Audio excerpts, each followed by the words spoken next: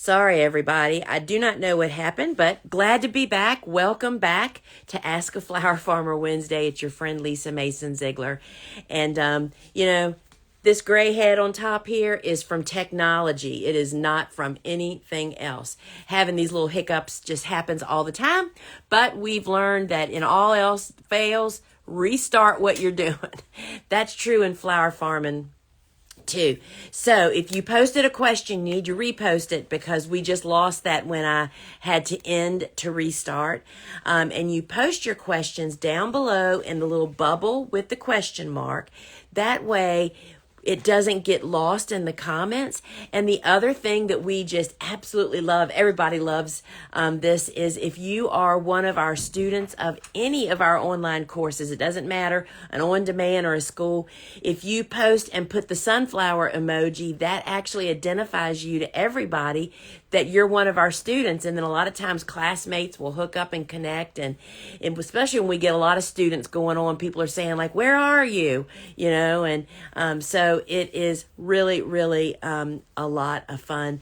So I was kind of running over this, reminiscing about this, me stepping back in time and helping out here at the warehouse in a different way. I'm helping in the fulfillment center. I actually did my pushed paper early this morning, and then after lunch and after my 1 o'clock clubhouse, I will give them a hand picking more orders. And so totally loved picking your orders yesterday, y'all, because we do have some of the best Christmas gifts ever. People may not appreciate your gift quite as deeply at the moment you give it to them, but as the season starts up, they will totally, completely love you for it. And the ones that come to mind that I was really packing in a lot of boxes yesterday were our garden gloves. These are the gloves that I actually wear every day that we're farming. I've worn them for, I think it's like 15 or 16 years. And their price point is amazing. They're like $7 or $8 a pair, and you can buy them bundled and get them even cheaper, like for $6 a pair, I think. They're the Nitrile Touch Atlas gloves, machine washable. I have never come through the end of a pair. Nobody would be disappointed in getting those in their stocking. And I will tell you that I have cousins that milk cows in them. Quilters use them. Golfers use them. The post office people use them. FedEx uses them.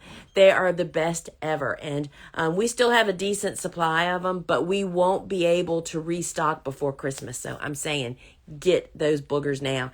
And the other thing I wanted to show you, and I'm going to grab it because I think it's the best kept secret in anybody that does outdoor work. Wait a minute.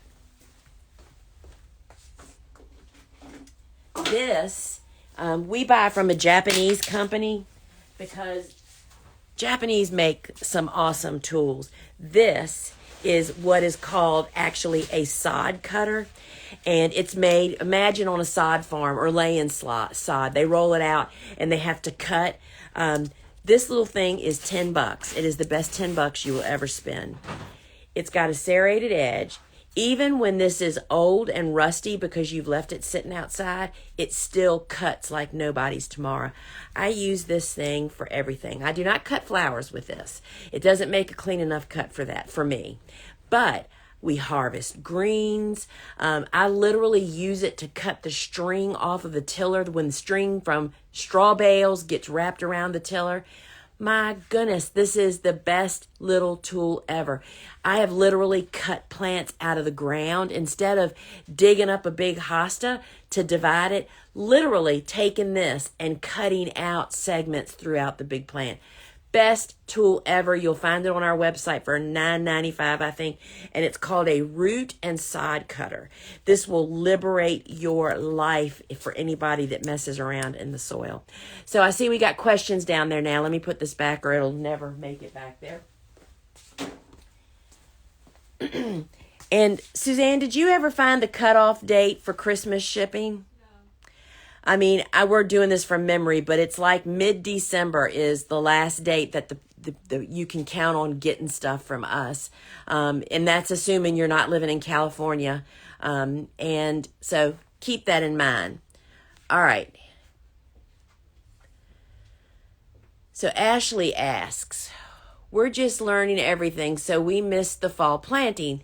Is early spring too late for all the direct seeded cool flowers, or should we give certain ones a try?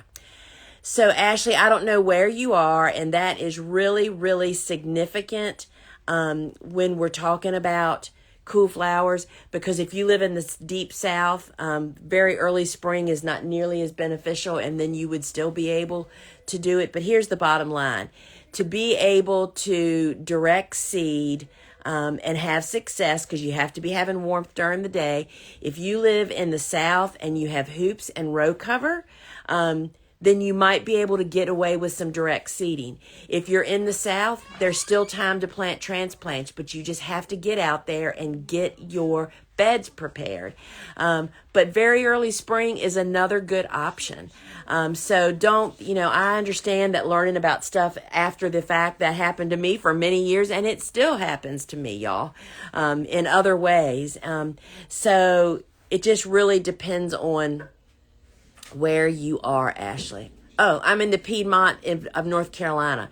So I don't know what zone that is, but I would guess that you're probably already cold. I would say that you waiting till very early spring may be the best bet. Because here's the other thing.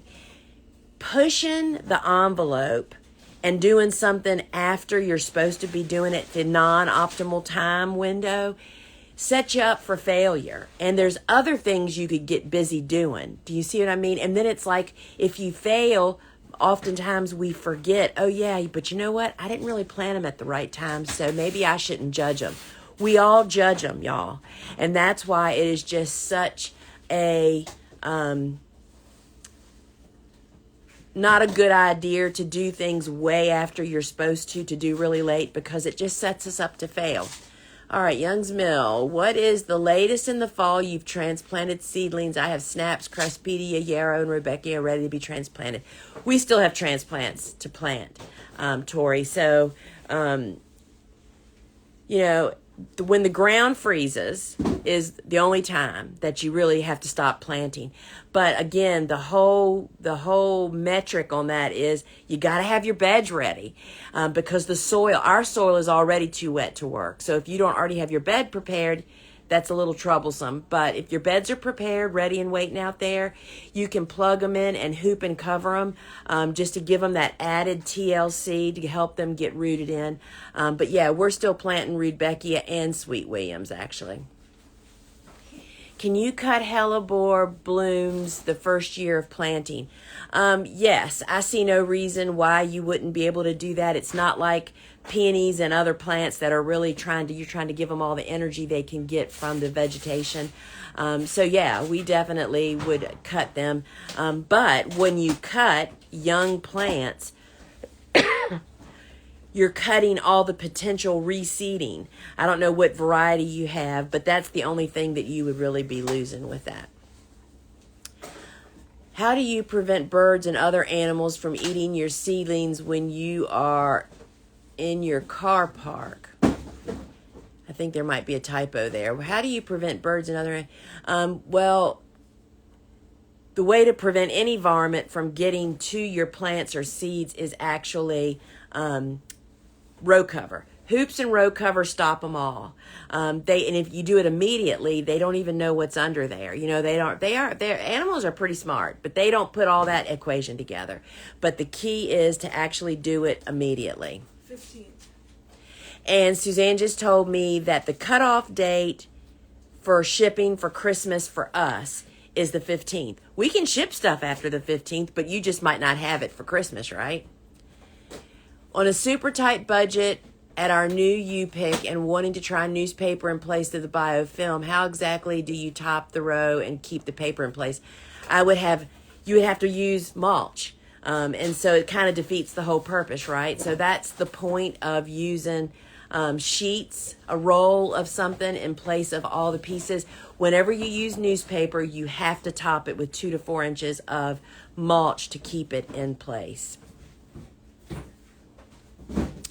Can you speak more about selling at winter markets and best practices for profitability selling paper whites? So I don't know if you listen to the Clubhouse, and that just reminds me, and I'll just say it right now. At 1:00 today over on Clubhouse, if you're not a part of Clubhouse yet, it's just a new social media app.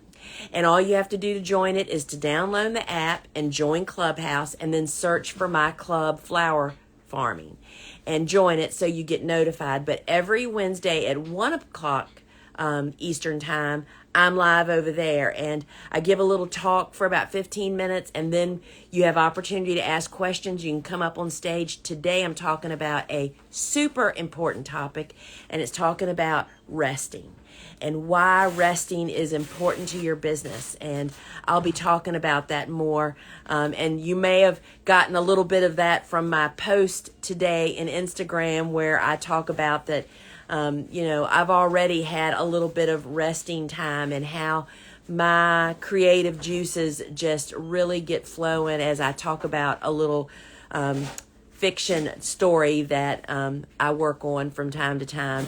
And those are the kinds of things that are not possible, y'all, when you are an exhausted, overloaded flower farmer.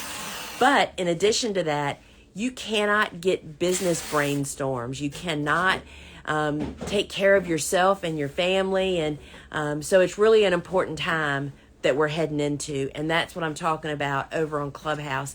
And the really cool thing now is Clubhouse has now added replays. So they're actually recording. We have the option to record, which we do. So you can go to my profile over there, and you'll be able to re-listen if you don't make it at 1:00. But the point of coming live is that you can ask questions or offer your suggestions too on ways that about the way that you rest. So the question is, can you speak more about selling at winter markets and best practices for profitability selling paper whites? So, well, first off, you have to learn how much you need to charge for stuff. At a very minimum, normal retail markup is to double whatever the expenses are. And, some people hear that, have never been in business, say, oh my gosh, double, what a ripoff. Well, folks, you have no clue. You have no clue what it costs to run a business. You know me, just telling it like it is. People, as your business grows, all of the expenses that people don't realize, for instance, just as a flower farmer, you have to have a liability umbrella policy. That's typically usually $1,000 a year out of the gate. So what line number, where does that come on the flowers that you're selling? It's like the only way you can make money. The best lesson I ever learned was 100 years ago. I can remember my brother, it wasn't my brother, it was probably my husband. I had my first legal appointment with an attorney, and when I learned what his hourly rate was, I about laid an egg. And Steve just looked at me and said, that's all that man has to sell. That's how he makes all of his money, to pay for his office, to pay his staff, to pay for all the things he has to buy, to pay for all of his equipment, to pay for X, Y, Z, on and on and on and on. You have to get into a business person's mindset to realize, yes, there are surely people that overcharge for stuff, but that's the exception instead of the rule. Most often people are charging what their business requires them to charge, and that's what you have to do. And a starting off point is to double what it costs you. And when I say cost you, that means the cost of the product, the shipping, any packaging, any labor you have invested, and yes, that means your labor. That's what you have to base it all on. And if you start thinking in that mindset and keeping track of what stuff costs you, first off, it makes you more confident in what you're charging people. We have people make comments online that they think that the shipping, that particular, let's just use a perfect example, that the gardener's workshop shipping charge was ridiculous on something that they were buying. First off, I want you to know that I subsidize every shipment that leaves this place. customers do not pay the shipping charge directly. We don't charge enough shipping. There are some times that shipping is less than what we've charged you, but there are many times that the shipping is much more than the customer paid. And you just have to take on that mindset. So that's why those kind of comments just don't hurt me anymore. They used to back in the days. But I'm the one paying the bill, and you're the one paying the bill for your business. And when you're the one paying the bills, you just have to stand taller, y'all. It's like why I can talk to you about this right now. After spending the day yesterday where we had a shipment leave out of here that had a $70 shipping charge that somebody paid a fraction of that because of where they lived and how heavy it was. We love our customers, and that is just the way it is. And once you open your eyes to all these expenses, it'll help you to charge properly, because you want to be in business in 2 years and 4 years and 5 years. And so you just have to jump, y'all, and you have to do it. So for the paperwhite question, the most profitable way probably to sell them is to just sell the bulbs. Put them in a pretty little organza bag with instructions, charging accordingly for what you have to, and just charging them to people. So there's basically no real labor involved, right? So that's a quick profit. But if you want to start selling them and having a wider margin, meaning maybe more of your labor in it, that means you start potting them up and growing them. And I can't tell you exactly how to do all of that here today. There's just not enough time. But I will tell you that Val's on-demand course with us of Forcing Glorious Bulbs for Holidays and Beyond is all about potting up and making amaryllis and paperwhites over the top. I will tell you that Val's 3 amaryllis container that she teaches you how to make is $120 shipped. $20 of that is for shipping. And they fly off the shelf because she makes them so gorgeous. So if you want to create more profit, you have to up your game, and that means you have to invest in your knowledge and she puts them in killer containers. But for us, we found the easiest, quickest way is to just sell the bulbs with the instructions and instruct people how to go home and do it themselves. And just following that method of whatever you're doing, make them irresistible. You know, to hand somebody a bag of jumbo paperwhite bulbs with maybe 3 or 5 in it for $10, let's just say, with the instructions in it, you can say to them, do you realize that each one of those bulbs, you can go to the dollar store or whatever the store is called now, that it's not really a dollar anymore, buy a glass vase, buy a bag of pebbles, and make 5 gifts out of that one little bag for your kids' teachers. You know, so sometimes upping your profitability and marketing is not really about you doing it and spending a lot of money. But I highly recommend Val's course. It is awesome, and it'll take your bulbs to a new level. I fall planted my agrostemma. They're looking beautiful and bushy. It's growing tall in the center. Should I pinch back to protect from the cold zone 7B? That's a great question, Milk and Honey. So sometimes if you're having an extended fall-like weather, like days are getting warm or something, you can pinch. But what I do is I don't pinch anything in the fall that's doing that, like starting to head up and starting to send up that central stem. I don't do it until it really gets cold enough that it's really going to set the plant into dormancy, meaning it's not going to send up another stem in response to what you do. And that can happen. And then if you, let's say you pinch too early because it's elongating and growing up, if you pinch it and you continue to have 55-degree days and a lot of sunshine, which is going to let the plant think, oh, it's like early spring here, they're going to send up even more stems. So I tend to just let them do their thing, don't worry about it. And then once winter really gets cold, you know, like we're heading into that, you know, when the nights start going below 30 and the days are staying cold, that's when I pinch them. That'll prevent them from getting so wind whipped by having a long stem. And also that'll help, if they're under a row cover, that'll help prevent protect them from the wind also. The flower mom, do you cover and uncover your cool flower transplants when there are warm spells? So my beds still are not covered. I mean, I think we had one night of like maybe 29 degrees. I typically do not put my covers up, unless we're having a windstorm, or when nighttime temperatures start dropping into the mid-20s or so. Because when we reach that mid-20 point, that typically means we're kind of in winter and the days are cooler. So yes, because we get less of those warm days during that, when I go to that mid-20 nights. So let's just say I have my covers up. Yes, if it's going to be 55 degrees or warmer for more than a day, I take my covers down because I do not want my cool flowers to be encouraged to get started. I will tell you that when I first started growing cool flowers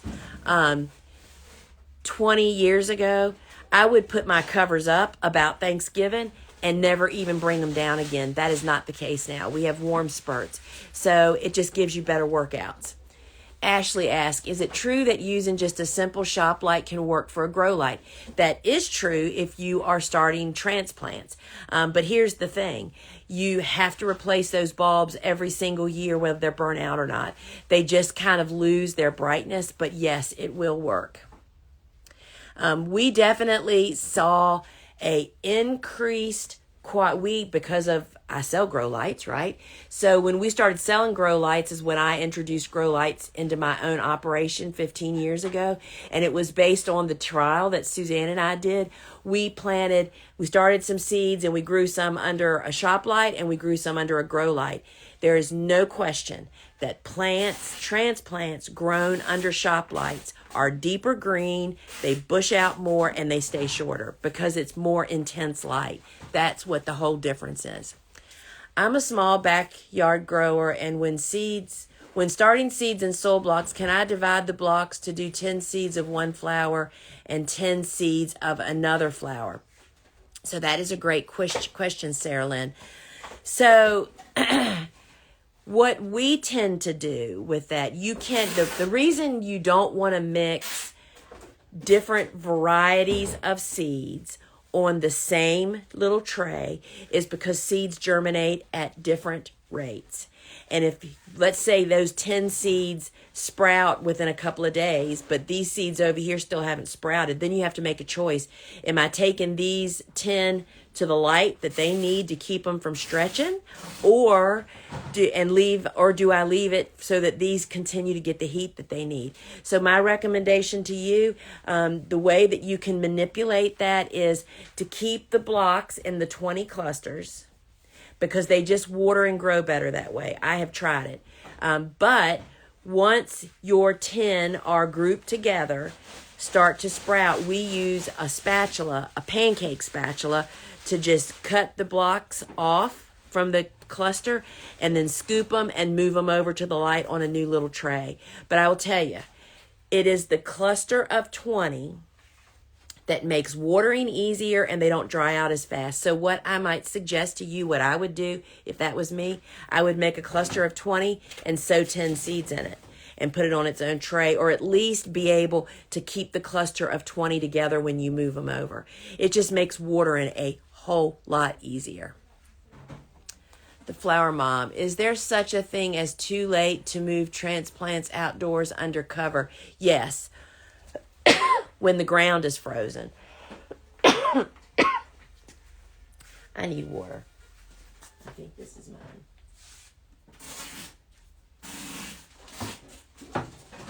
Sorry, y'all, I had to get a little sip of water. So yes, once the ground is frozen, you can no longer plant. The plants just will not make. Thank you.